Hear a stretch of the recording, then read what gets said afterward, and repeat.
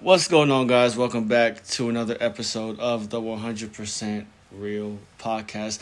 And we're going to set this up as like a podcast and the Through the Eyes of a Legend interview. We're going to just put them both at the same time. But today I have here with me the legendary Jaquan the Real McCoy. Oh man, thank you. Me and this guy go way, way back. I think maybe as far back as when I was in middle school. So he's been really motivational in my life right now. So, ladies and gentlemen, Mr. Jaquan McCoy. Thank you, Glenn. I'm glad to be here. Yes, sir. Yes, sir. So I want to just talk about like how it was when I was in Taekwondo and everything, like from when I first. Well, I don't know if you remember when I first started. I'm not sure. But I think you were there when I first started. I was there. I think I was kind of in between, like going to college and coming back home. And I remember you and Robert, your little brother Robert, and everything. But I was generally there for most of it when y'all first started and everything. Yeah. So, could you say that the version of me now is way different than when I first started? Whenever you first met me, could you possibly yeah? Highly.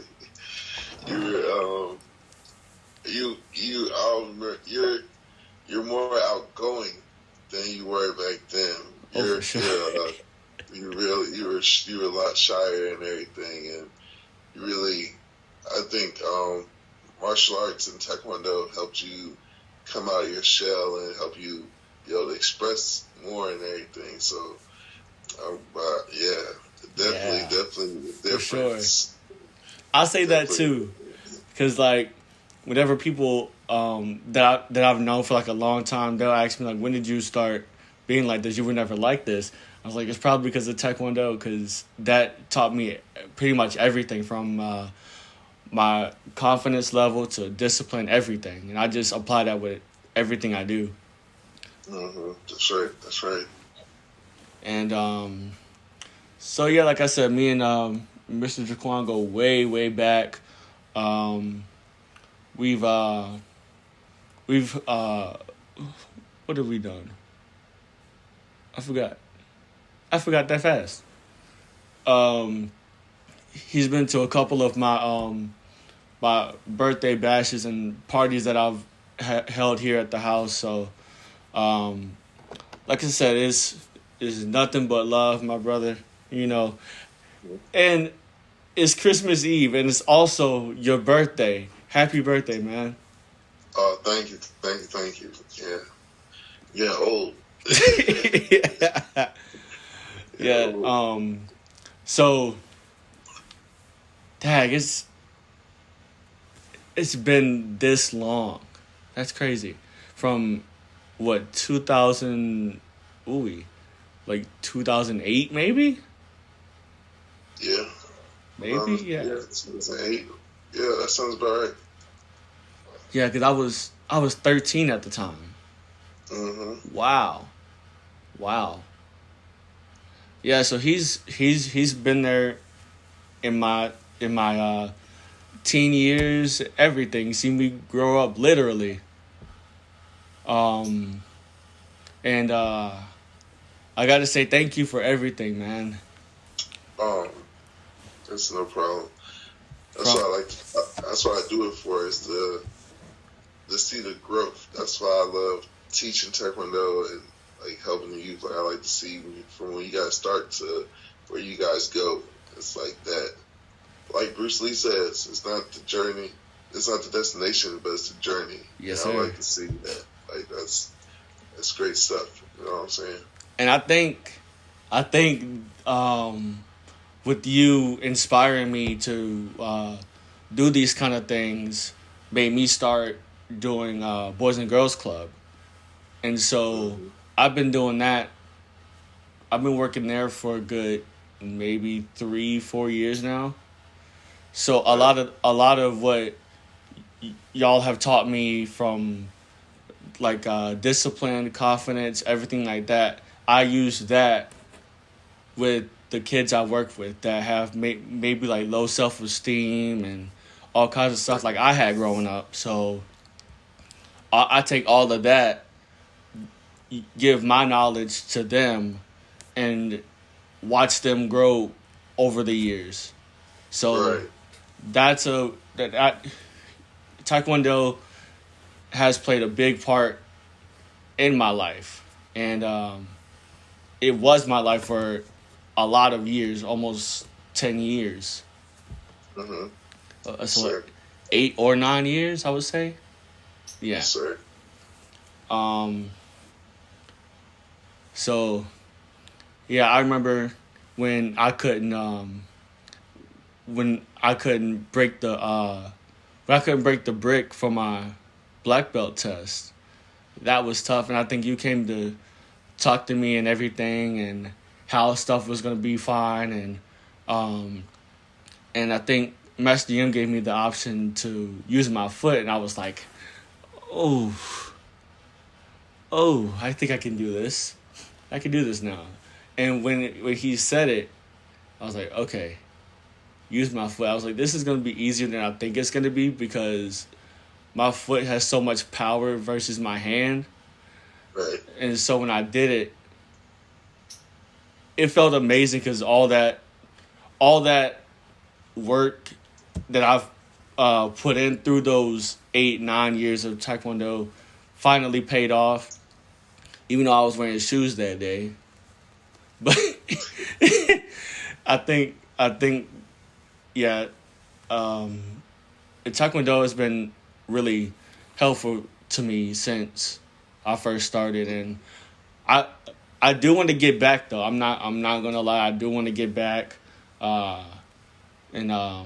train again, and maybe work for my second degree.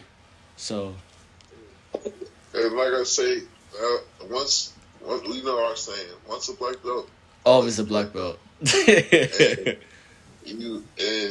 Glenn, we will be more than happy to have you come back and train. That would be awesome. And never forget that you're never too old or too young to start Taekwondo. Well, maybe too young. You can't start Taekwondo. But you're never too old to start back or train in Taekwondo. For sure. We've had students from 50 to 74 to almost 8 years old. So, Wow.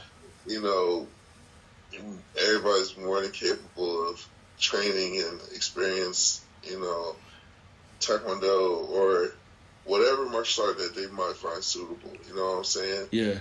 I think, like, martial arts in general, that's something. If you really think about, martial arts has been passed down for years and generations and generations. It's might have changed a little bit here and it's might have changed a little bit there, but it's something that's always been a core value in training and discipline, For sure. self-confidence, and strength. You know what I'm saying? And it's kind of like the saying, if it ain't broke, don't fix it. You know what I'm saying? Yeah. So it's been passed down since forever, and it's still the same thing. It's still going on till this day. So, you know, sure. I suggest for everybody to at least try it. You know, it's not for everybody. Some people, you know, it's not for me. It's not my thing. But I always tell everybody to at least give it a try. For sure. Take a class. Just, you know, see how you like it. You might end up really, really liking it and enjoy it. You know, they'd be like hooked on phonics. You'd be like hooked on I think I remember my first thing that I learned. I think you helped me with. We were doing. I think we were doing jump sidekick, and I was really big into wrestling then, and I think we talked about it during like after school program. I think, and you were like, it's pretty much like sweet chin music in a way, the way how Right. Shawn Michaels did the Sweet Chin Music, and then the jump sidekick is kind of like, I say like a slowed down version of it. The way that you kind of explained it to me, and then Right. after a while, I started watching videos on YouTube, watching Shawn Michaels do it, and then that next class we started doing it again because I think that was one of White Belt's um, things to pass the test was Right. Board breaking. was the jump sidekick, and Right. I did it, and when I broke that first board ever, I was like, oh my gosh, I did it. And board breaking is a fun part of Taekwondo for me because it allows me to do stuff that I knew I couldn't do years ago. Like, Right. who would think that with the right training and technique, I would be able to break a monster board with ridge hand. Like, my hand is not that. That's ridiculous. Right. But when I did that when I broke that monster board for the first time, that really let me know, like, I really don't know my strength yet. Yes. And even with I remember I broke two with the knife hand, I think. And that really put a fire off in my head, like, oh snap, you got to keep this in the vault. You cannot let this out. No. No. Yes, sir. And so I think it's like with whenever we started doing board breaking, that was my first thing. I was like, oh, let's go. And then whenever we did it, and you or Mr. Miller or Master M called my name to go up, I was just so amped up.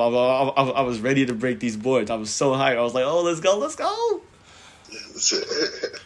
And then afterwards, I was just like, yes, let's go. And then, but I think, I'm not gonna lie, my favorite part of Taekwondo has to be either the rolling technique, the falling technique. I love it. Whenever I finally got that dolphin down, it was over. It was over. Yes. That's one of my favorite ones too. We use it in demonstrations, used it in class. It's helpful. That's probably one of my favorite things. It's helped me in real life. Oh, for sure. In real life, I'm actually, believe it or not, y'all, I'm like really clumsy. Like, I fall a lot. So like hitting that ground, knowing how to fall and roll and hit that ground, yeah, it helps a lot. I remember when Robert was younger, we went to this place where my stepdad does like stuff with 5 points, and he was at the top of the stairs. I remember this like it was yesterday. He was like, I'm about to jump. I'm going to jump. I was like, you're not going to land it. So he jumped and rolled. I was like, what? Like he jumped off the stairs and rolled. I'm like, wait a minute now. Why would you do that? And Robert was a lot smaller then, so it scared the mess out of me when he did it, because he was so confident that he was going to roll out of it. I was like, wait a minute now.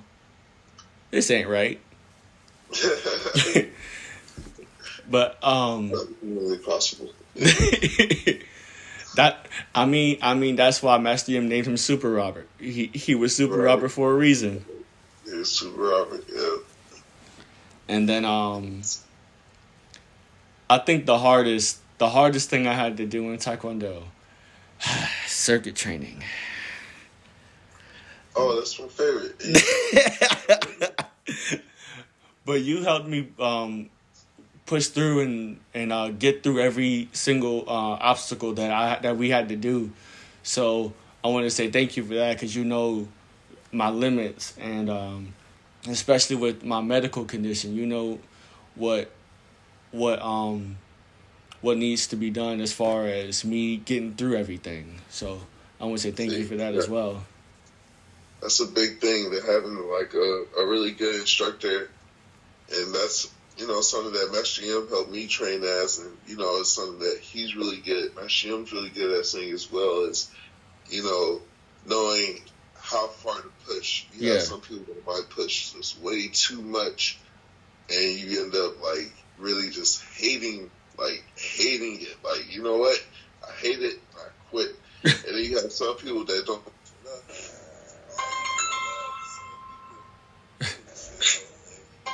It's okay. Don't worry about it. And and that's bad for the student because then they get lazy and lackadaisical. Yeah. You have to know when to say, "Hey, listen, you need to come on. You can do this. Don't stop. Don't give up. Don't quit. Persevere. Be strong." So, like I said, Master Yim helped install that in me because at one point I was that lackadaisy instructor. Like, oh, okay, well maybe we should just stop right here. And he helped me realize and see, like, oh no, like certain people, certain individuals, everybody has their limit, and you have to know, and that makes a good instructor, knowing everyone's limit, knowing your students basically. For sure. I got one question. Whenever we had the Christmas show a couple years back, where did the whose idea for the Bruce Leroy? Whose idea was that? So you talking about the Bruce Leroy with Master Miller, and I was showing up, and who is the danciest in the land? Danciest is not a word. It is today. That's my favorite part right there. That's my favorite part. I was coming up with the show. I was thinking about ideas to do for the show, and I was all like, I was talking to Master Miller. I was like, "Yo, bro, we should do Bruce Leroy." I think I had just watched like some snippets of it on YouTube. Yeah, and it just gave me the idea. Like, I was like, Master Miller, like, you would be perfect for this part right here. And then I was like, I can see me as showing up. But it's crazy because every Christmas show, I'm always the bad guy. Yeah, I don't ever get to play no good guy. And that year, I was like, you know what? I won't be showing enough. I won't be showing enough. I'm gonna be like swimwear, like. So it was doing that. That was one of my favorite Christmas shows. Actually, that's one of the funniest ones. Every time I go back and watch it, I always die laughing. There's so much behind the scenes stuff that happened during that show. Like the training up to it. There's a sequence where like me and Master Miller, our fight scene, we're fighting, boom, boom, boom, boom, boom, and he catches my punch, and then he clutches it back like ow. And then when he does it, I say I'm like ah, and then he does it again, and I let out like a really high pitched scream like ah, and he every time we practiced and did it, he would die laughing. I was like, bro, you can't do that during the show. He was like, man, it's just your face. Like when you do it, I can't look at your face because every time you do it, I die laughing. I'm like, bro, like focus, come on, let's do it. And just me, like I said, I'm mad clumsy, so it was a lot of me tripping, falling over, hitting the ground, boom, boom, boom. So, and I don't know if you ever have the show. I'm gonna give you a little secret. So check this out. I don't know if you have that DVD or not, but if you do, if you go back and watch the part where our final fight scene and I knocked Master Miller into the blue mat. Yeah. So I knocked him into the wall, and his phone is actually placed underneath there. And he was supposed to pick his phone up. No. like I have the globe, and like and then there was a little bit more to our fight sequence where he like knocks me out, like beats me and everything. You know what I'm saying? But when the mat fell, his phone like it had went. I guess it fell somewhere else, and he couldn't find it. So he had just got up, and he was like, "It's over. That's it." And he walks out, and then you see me at the end sitting there like, "Listen, Ryan, where are you going? Where's Ryan?" Because I was waiting for him. I was like, "What do you mean it's over? Like we got another part?" Like I was like, so I'm sitting out there thinking like, I'm like, okay, one more part. Here we go. And then he's like, it's over, and he walks out like off the stage. And I'm all like, what do you mean it's over? I'm like, did he forget? I'm like, look, am I still out here for no reason? Like, I was just shocked. So I was like,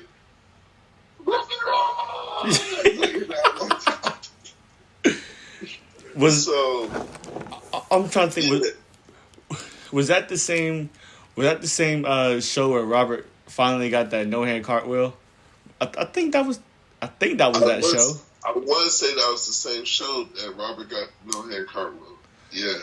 I think it was because I would say the year before that y'all had did the was it the year or 2 years before that y'all did the Michael Jackson Thriller.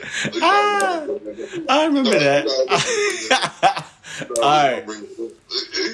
So all right. So we were gonna do the Thriller thing, right? So I was like, all right, I'm gonna go all out for this. This is a show. I'm gonna go all out for this. Mm-hmm. I'm wearing the Michael Jackson hat. I got a pink shirt on. I got the glove and everything. I'm like, oh boy, what am I doing? Whenever I look back at it, I'm like, this is really cringy. What was I thinking? I was like, I'm not going to block no. I was like, I want to let everybody get their feels. I was like, when he was feeling himself, I was all like, all right, here we go. I'm going to let him do his thing. I was like, what? It's like, feel it. I was like, what am I doing? And then I watched how Robert was dancing around me. I was like, what are you doing, dude? He was in the I was like, what are you doing? I was trying so hard not to laugh. I was trying my hardest not to laugh that day. But that's good stuff. But it's kind of crazy though how me, Robert, and Jakari are still so close. Yeah, that's that brothership. That's that bond. Yes, sir. Because I think me, Robert, and Jakari met. We met at we were taking swimming lessons, and we all met that way. And then after that, we did we didn't know Jakari took Taekwondo then, so when we got there, he was already there, and so we were like, what?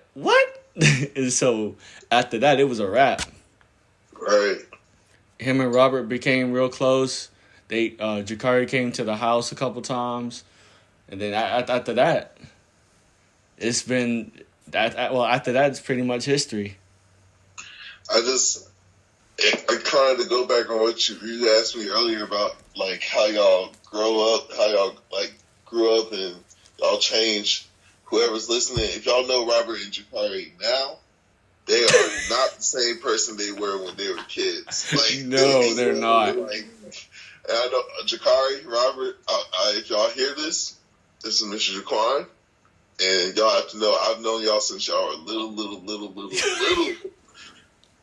and y'all are not the same kids. Y'all are some hyper active little kids when y'all were growing up. Like, y'all are That's true. That's true. Some other level type stuff. Like Glenn, one thing I'll say you always kind of had was like a really chill vibe to you. Kind of just been kind of chill and everything. You were chill, quiet when you were younger. Now you're like chill. Hey, yo, this is me. What's up now? Like, that's you now. You know what I'm saying? Yeah. Robert and Jakari, they were like Like when I see them now, like, goodness right, gracious. exactly, like all over the place. But like Robert Jacari, now I see them, they're just, yo, hey, what's up? Like, I'm like, that's not the same. That's not the same kid, bro. Going back in 2000, from the 99s to 2000s, like, yo, that's not the same kid. Like, what? Like, yo, what's up? I remember y'all used to be all over the place. Y'all kept me in shape, basically. Pretty much. Y'all, and then yeah, like with them being around me so much, I think a lot of me has rubbed off on them, and now it's like, what? It's kind of they kind of settled down a little. Well, I wouldn't say Jakari has, but Robert definitely has kind of settled down a little bit. Jakari's still kind of all over the place. So I'm like, you gotta chill, man. Relax. And then well, go ahead. It's good to see. Like I said before, it's good to see like they're seeing them grow up. Like it's really. I'll be like, man, I'm getting old, man. Like the Jakari and his skills, like just like the way he moves and he when he does his flips and everything. It's so fluent. It's so fluent. Fluent in his moves and everything. I'm just like, whoa, like that's crazy. And like I remember like hearing and remember when I talk to your mom or your dad sometimes when I get a chance and hear about Robert and the accomplishments he's making in like basketball or football or in school. And I'm just like, wow, like it's just good it touches a certain place in my heart when I see you guys like doing things in this world. You know what I'm saying? Yeah. That's all I always wanted. I always knew y'all would be like when I remember watching y'all growing up, and I was just y'all like, y'all got some special, y'all. You know what I'm saying? For y'all sure. Be doing big things. You know what I'm saying? So it's good to like be a part of y'all's lives and everything. Yeah. Feel a part of it. You know what I'm saying? I know Master Yim feels the same, and Master Miller as well. You know what I'm saying? You guys are looking good. You guys are looking good. I like that. Thank you. I think when I first started, Master Hurley was teaching class, and that's when my stuttering was. It was bad. It was bad back then. It was so bad. So I couldn't even get my whole name out. And I mean, I still have that to this day where if I'm talking to somebody, I can't fully get my name out, so I have to like kind of like just like slow down and then talk, because otherwise I'm not gonna get it out. But I remember when Master Yim came out to take over the class. I can't remember what he called me. I just kind of went with it because I knew who he was talking about. So, I always have respect for Master Yim. Always, that's like another. I'll say like a father uncle figure, because he pretty much showed me everything, like as far as he taught me a lot of stuff, and I use it every single day, and I have nothing but respect for Master Yim, nothing but love for Master Yim. So who knows, I might get him on the podcast as well. One day. Yes, one day it's gonna happen one day. Yes, and that will be the most legendary interview I think I've ever done. Right. Because right now, I have to say it's a right now it's a tie. Right now, I have to say between you and former WWE NXT Cruiserweight Champion Lio Rush. That was. I remember that one. Yes, sir. I think these two are probably going to be one of the best ones as far as visually, because there's some I've done audio that's up there, but I think Right. visually these two are going to be the top ones. I really appreciate that, Glenn. You made me feel so special. Well, all right. I know you gotta enjoy your birthday, and I'll have a Merry Christmas tomorrow. You know, Yes, sir. hope everything is well, and looking forward to talk with you again soon. Yes, sir. And I want to say thank you for having me. I really enjoyed it. Kind of taking me down memory lane and everything. And Yes, sir. hope you guys enjoy it. Y'all listen up. Y'all, I'm not sure how the podcast stuff works, but, join, subscribe, all that good stuff. Yes, It's sir. good stuff right here. Y'all got to listen in. Tune in. Yes, sir. But thank you, Glenn, for having me. No problem. All right, guys, this is the end of the podcast. Make sure, like Mr. Jaquan said, like, follow, subscribe, whatever you got to do to stay tuned to the 100% Real podcast. And ladies and gentlemen, we are OUT out.